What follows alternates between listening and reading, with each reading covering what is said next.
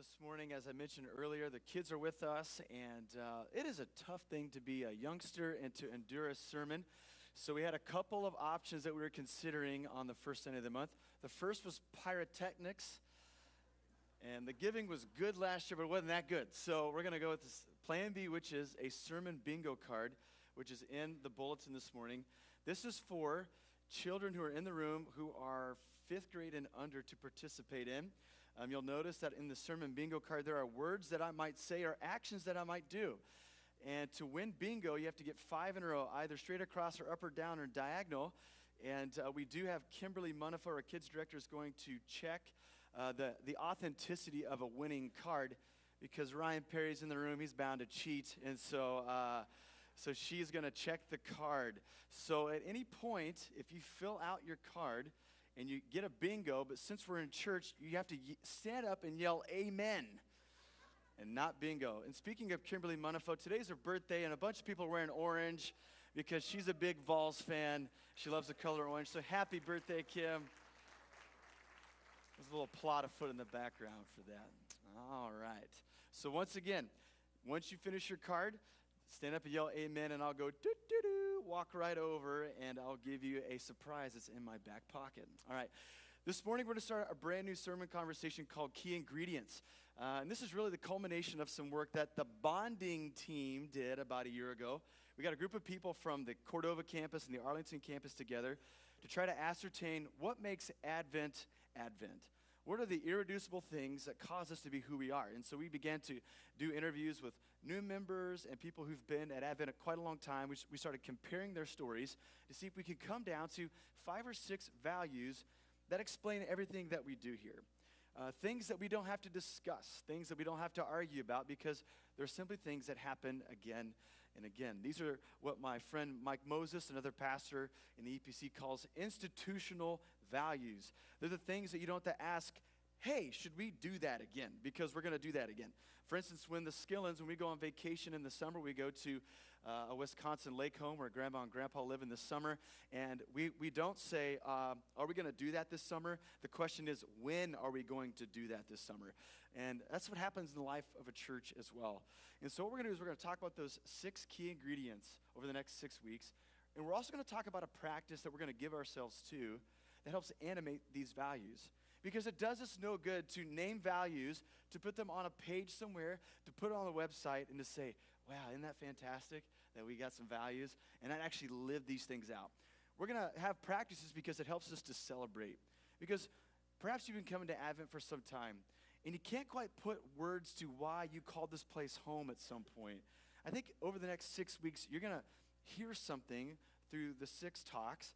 They're going to cause you to go, that's it. That's exactly why I found home here in the life of this church. So we get to celebrate that.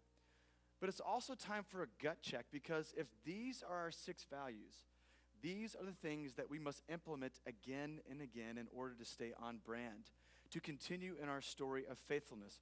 So for those of us who are on staff, or those who are emerging leaders, lay leaders in our midst, this is going to be a wake-up call. It's going to be a chance for us to say, am I excelling in these 6 values? Do I represent Advent at its smallest piece as an individual life who's seeking to follow Jesus? So that's going to be our direction for the next 6 weeks ahead. I pray that you come along with us. Well, the first key ingredient, the one that we put in the pot first, is hospitality. And this might be the most popular one out of all the things that we gathered, because again and again, story after story, what seemed to be the punchline was, Advent seems to be an extremely friendly place. Now, don't get the idea that we're 100% all the time in hospitality and being the most friendly places. We certainly have had stories of folks who've tried to enter into our midst. They didn't feel like they had the love passed towards them, and they went somewhere else. But the stories abounded. It's heaped in a tall, tall pile of how someone walked across the room during a worship service and greeted someone, then invited them to lunch that next day. Or they were invited to their Sunday school, and they felt like these were old friends that they had met earlier, but they had just simply met the people for the first time. But there was a warm, friendly atmosphere here at Advent. That might be your story of what you captured when you came to Advent for the first time. I remember when Ginger and I came and our kids came for our visit weekend. In the Presbyterian world, when you're trying to candidate for a church, you're supposed to make a visit, but you're supposed to be incognito. It's supposed to be totally secretive. And I think somebody blew the cover because we were overwhelmed when we came here. They're like, I don't recognize that guy. He kind of looks like a pastor. So maybe this is one of their candidates. We've heard some rumblings. And so I remember 20, 25 people hounding us, asking where we came from. And they didn't buy when I said Clark Kent or something like that to really throw the scent off. But there's this overwhelming sense of being embraced, of this love that was abounding anytime a gathering of Advent people was happening. And that seems to be something that we've prized ourselves in, something that we've strived towards. But there's something more to hospitality, as George has already mentioned this morning, than just cooking a casserole for somebody who needs a meal. It's more than just being a nice person. It's more than just greeting them and remembering the name the next time that you see them. Something deeper and more profound is at stake for a person who tries to strive for hospitality. And we're going to try to uncover that this morning as we look at a text from Mark chapter 5. But Jesus comes from a culture where hospitality was at the center of their existence. Jesus was a poor person. He lived in a poor village of Nazareth where there wasn't one bath to share among all the residents. And so no one had the assumption that their net worth financially was going to increase in Jesus' day. So what was at stake for them was to honor the tradition of their parents and their grandparents, to honor one another, to make sure that you brought in a stranger who was lonely into your household. In fact, they didn't need Airbnb in Jesus' day. But if somebody was journeying through the region and they wanted someplace safe to stay for the night, they would simply walk into the middle of the courtyard, and they would sit there, and people would rush to the courtyard when they heard the news that a visitor was there, and they would beg them to come into their household. They would do rock, paper, scissors, or whatever they did in the first century to try to decide who of the many households would host somebody. It was something at the very depth of who they were. And so it should be no surprise to us as we look at Mark chapter 5 that Jesus is shown as the most hospitable person that we could have ever have imagined. So we go to Mark chapter 5, and as we do so, the second half of the chapter has a couple of stories that we're supposed to see together. In fact, in verses 21 through 43, we have a biblical trope called an interchange, where there are two stories that are supposed to be seen together, where plot A starts and it's put on pause, and then plot B starts and comes to its conclusion, and then they push play again on plot A, and it comes to its conclusion. It's a story, two stories that are sandwiched together so that we step back as hearers and say, I think we're supposed to look at these two things together. It's probably like any episode of any TV show that you watch on Netflix, multiple plots going on at the same time. But if you look at the details of these two stories in the back half of Mark chapter 5, what we see are two common elements. There are two main characters who are women, and the number 12 is apparent in both their stories. And so Mark is doing something clever here. He's giving us a wink from the page. He's saying, make sure that you look at these stories side by side. And so Jesus, earlier in Mark chapter 5, goes to the area of the Decapolis, which is out of bounds for someone like him. So he comes back over from the other side of the lake. And in verses 21 through 22, Jesus is met by a crowd of people, and he's immediately met with a need. Well, notice in verses 22 through 24, plot A gets its origin and its beginning. Then one of the synagogue leaders named Jairus came, and when he saw Jesus, he fell at his feet. We got a winner? I think we got a winner right here. All right. Let's check his card real quick. Was it the windshield wiper? No? Okay, all right. Can you check his card?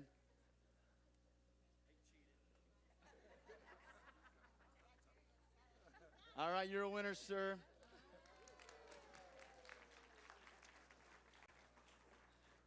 That didn't take very long. It needs to take longer next time. It's a Chick-fil-A gift card. Just don't go today. You'll be embarrassed.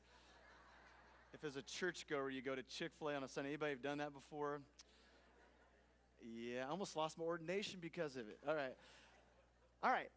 Where were we? Okay, yes, Jairus. Okay. When he saw Jesus, he fell at his feet. He pleaded earnestly with him, "My little daughter is dying. Please come and put your hands on her so she would be healed and live." So Jesus went with him. A large crowd followed and pressed around him. So the story starts in haste. There's an emergency. There's a 5-alarm emergency in the village. And Jairus, who's the synagogue ruler, he's the leader. He's one of the most prized persons of their community. He has a need, and he believes that Jesus could help him. And so he and Jesus begin to make their way towards his home, and that's when plot B begins to intercept what was going on in plot A. We go to verses 25 and following. We meet the second main character of our interchange. And a woman was there who had been subject to bleeding for 12 years. When she had heard about Jesus, she came behind him in a crowd and touched his cloak because she thought, if I could just touch his clothes, I will be healed. Immediately her bleeding stopped. Jesus realized that power had gone out from him. He turned around in the crowd and asked an interesting question. Who touched my clothes? Then the woman, knowing what had happened to her, came and fell at his feet. He said to her, daughter, your faith has healed you. Go in peace and be freed from your suffering. And then we pick up plot A once again, now that plot B has come to its conclusion. While Jesus was still speaking, some people came from the house of Jairus, the synagogue leader. Your daughter is dead, they said. Why bother the teacher anymore? Overhearing what they had said, Jesus told them, do not be afraid, just believe. So here we have a story where two women have a need and Jesus is asked to meet them. Now one was in secret, one was a direct request, but there's a decision that Jesus needs to make here. And the people in that community, they would have assumed that this faith healer named Jesus would have gone to Jairus, who's the prized person in their community, that was the most pressing need at the moment. It was a young girl. She had a lot of life in front of her. This is Jairus who organizes our religious life. Jesus, it seems simple. From point A to point B, you should go over to their house and take care of this need. So we're surprised, or at least we should be, that Jesus would take precious time that's ticking away for Jairus' daughter who's dying, perhaps breathing her last breath, to entertain the need of another, a person who is completely broke because she spent all of her money on her health care and she's only gotten worse. She's bleeding internally, which would have meant in some communities that she wasn't allowed to be even in the city limits. She should have been outside the city and away from everyone else. But also Mark does something clever here. He doesn't even give her a name so that we get the point. She's an insignificant person. And so if you were to give Jesus a decision in a pressing moment, whose needs should you attend to? We think it should be easy. It's the young girl in the house of Jairus. But Jesus inverts it. He says, actually, the one that you've been looking around and through who you have not helped, she's the person that needs the help the most in this moment. She's the one who deserves my attention and presence in this pressing hour. So Jesus inverts it. They said, well, this is a waste. There's two needs out there. You can only meet one of them. Why would you spend your time here? But Jesus, his love outlasts all their criticism. And he spends quality, precious moments with the person that no one would have expected him to do. A story like this and others, as I examine the gospel and as you and I examine the gospel, shows something about the way that Jesus organizes life. Jesus was an omni-compassionate person. He was benevolent. He would scan the room and look for the needs of others. But Jesus, even though he was busy, this is something I've noticed about him as we look at the stories about his life. He was never in a hurry. He had, as you and I can imagine, we've already got a winner, buddy. I'm sorry. Even though you're pastor's son, we've already got a winner. Yes. That's okay. Maybe next time, sir. You know what, Ezra, today you could sit on my lap while we watch the Super Bowl. How about that? That's not as good a prize as Chick-fil-A. Okay, all right, sorry. So Jesus was busy, but he was never in a hurry. He had tasks as people pressing him, like this crowd in Mark chapter 5. But he wasn't looking on. He wasn't tapping his toes. He wasn't trying to cut off conversations to get to the next thing. His life was full of important things. A task list with a lot that needed to be managed that couldn't be ranked from 1 to 10.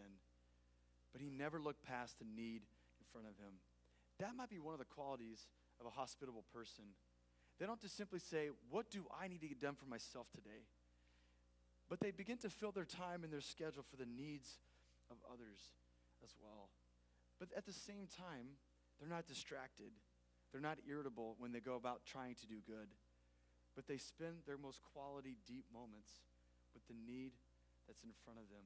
Have you ever found a person like that who's got a busy schedule and they're trying to attend to you, but they've got other things on their mind and they're trying to rush the conversation? They're looking beyond you or behind you. They're looking at their watch or their cell phone, and you just know that they're with you, but they're not really with you. To put another way, have you ever met a preacher before or other other professionals with just crammed full schedules. A hospitable person finds a way to conduct their business with the ministry of presence, understanding that the need in front of them is the most important thing that they could attend to at that moment. Here's something that I also realize about hospitable people. To be a hospitable person is to be a host. It means to gather and to pass along the way of Jesus. If we go back to the original meaning where hospitality comes from, it's this idea of gathering or hosting. And oftentimes we think if you're going to be a hospitable person, you open up your home and you gather people around and you entertain them. And that certainly comes from this root word of hospitality. But we think of like an epidemic or a disease that affects a given region. What do we call its point of origin? It's called a host, the thing where it all began. So in the same way we think about hospitality in the name of Jesus, it is gathering people around the story of Christianity. It is to tell people about the love of the Lord and what it means to follow Jesus. But it's also having an infectious personality, an infectious life that causes people to find Jesus irresistible.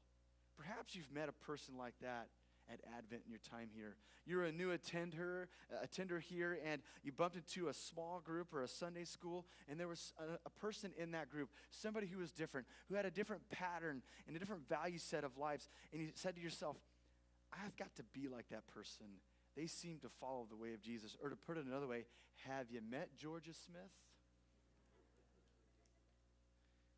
She knows how to gather not just people just like her, but people from all different walks of life around the story of Jesus. And I don't know about you, but anytime I spend time with Georgia and other folks in our community who seem to be a host for the way of Jesus, I go away recognizing that I'm closer to Jesus than I was before I had an interaction with them. That's what it means to be a hospitable person. Or to put it another way, let me tell you a story about a family that went to a Ritz-Carlton in Southern California, and they experienced overwhelming hospitality.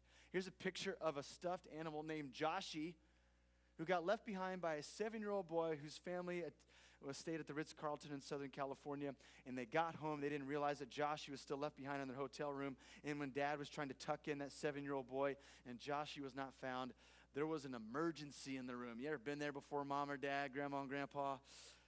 Oh, there's no moment of panic like not having Joshie around, right? And so as he was trying to put his child to bed, there's nothing that they could do. And so Dad said this, I think Joshie wanted to stay on vacation a couple more days. He'll be home in a couple of days. It seemed to quell the moment for the moment.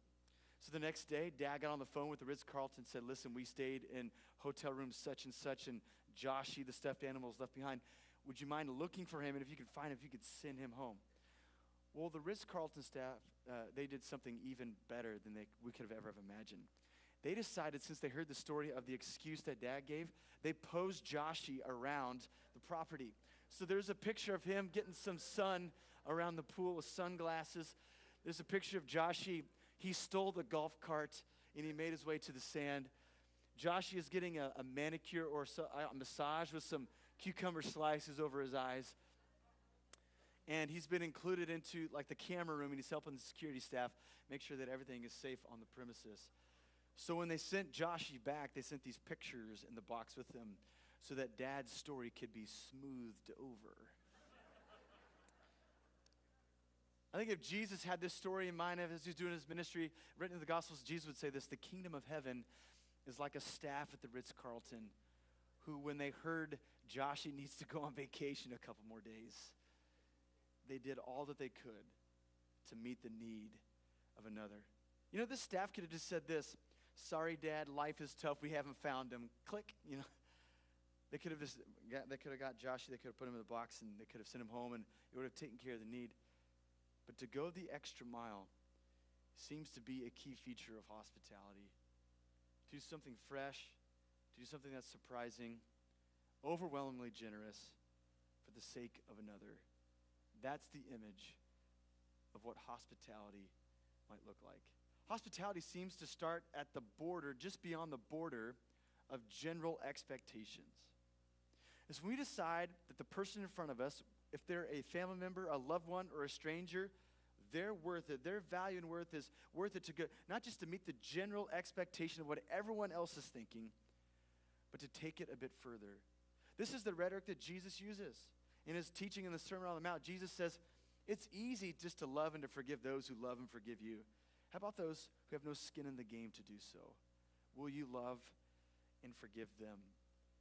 But to be a hospitable person, to go beyond the boundary of general expectations, is a risky way of life.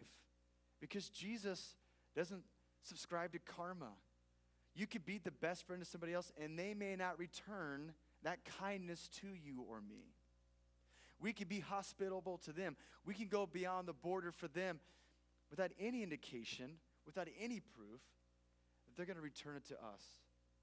So to overcome that barrier of why we neglect to be hospitable, we have to come to a conclusion about who Jesus is. That in his kingdom there is no lack. In his kingdom we have more than enough. So we can extend ourselves for the needs of others, not expecting for it to only work if we get it in return, because we've already received more than enough because we have found ourselves to be in Christ. We don't have to wait for the material blessing of others. We've already been included into the greatest story that we could have ever have imagined. So to overcome the barrier to hospitality, we have to say Jesus is enough. I wonder if we've grappled with that recently as we've interacted with others. Have we concluded that we have more than enough, so it's time for us to turn and to look for the needs of others? Or have we been so preoccupied with simply our own needs and the needs of our loved ones natively that we have neglected to go beyond the borders and to live upside down like Jesus does on a busy street in the city of Capernaum?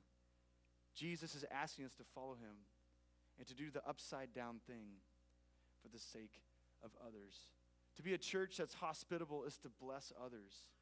It's to bless others and not wait for us to be blessed. Jesus says it is greater to give than it is to receive. And so if you and I want to be a hospitable person, if we want to be collectively a hospitable church, it's time for us to go in our math and in our economy, how can we rig things to where blessing is way more easier to do than it was yesterday? Sure, Galatians chapter 6, verse 10 says, make sure that you make every effort to do good for all people, especially the people of God. But in a 21st century, late modern context where people have written off the church and said that we're only introverted, we're only looking out for the needs of our own and not the needs of others, it's time for us to go outside of our borders, outside of our boundaries, to go across the street, to affiliate with people who are not like us, and to be good for their sake as well. Okay, that was some decent preaching, and I think you should say, Amen. Okay. So we be a church that blesses others. Wouldn't it be great that if somebody bumped into somebody from Advent, the first thing they said was, that church excels in blessing others? Because it would somehow confirm of this belief that we have deep within our core that Jesus has given us more than enough. So the practice that I want to hand us for the week ahead to animate this idea is to bless 3 people each week. And one of them being someone who does not attend this church. And there's 100 different ways to bless somebody. We're not just looking at maybe the way that we can use from our resources, but it might just be a word of encouragement. People are carrying heavy burdens all around us. That might be the reason they're acting out at work. That might be the reason they drive like maniacs on Germantown Parkway. They just simply, they're spent, they've blown their margin of time, they're stressed out, and what they don't need is retaliation. What they need is someone to look them in the eyes and say, I'm with you. I bless you. You're a gift to me. And who knows, that might be the most sacred thing that you and I do for somebody else this week. It's also the gift of precious time. We seem, as the older we get, we seem to not have enough time, and you begin to hear the refrain, don't you wish there were 8 days a week? Well, here's the problem. We would fill that 8th day with other stuff. So when somebody says, my second cousin, twice removed, has a daughter who's 6 years old, and she's got a piano recital, it's 3 hours long, she's at the very end, would you come with me? And everything in you says, that's not happening. I've got some Netflix shows to catch up on. Maybe the best thing is to find our way there, to sit by them, and to smile and to cheer and to be with them in the moment they are holding high and they're prizing. Maybe it's to give the gift of quality time to somebody else. Or maybe it is financial resources. Maybe somebody is down and they can't make their ends meet. Maybe there is a need in the workplace that we have or the school where our kids go to, and you hear of a need, and instead of going, I want to pray for you, we should pray for them because God does stuff. We believe that God answers prayer. But there are times, I don't know if you've had this recently, where I'm praying hard for something and God's going, you could do that. You have the means to do that. And I begin to pray again, God, if you could give somebody else with the means and time to do that. He says, you can do that. It's on you. So may we be a church that blesses, that heaps up blessing, because from our core, we believe that we already have more than enough.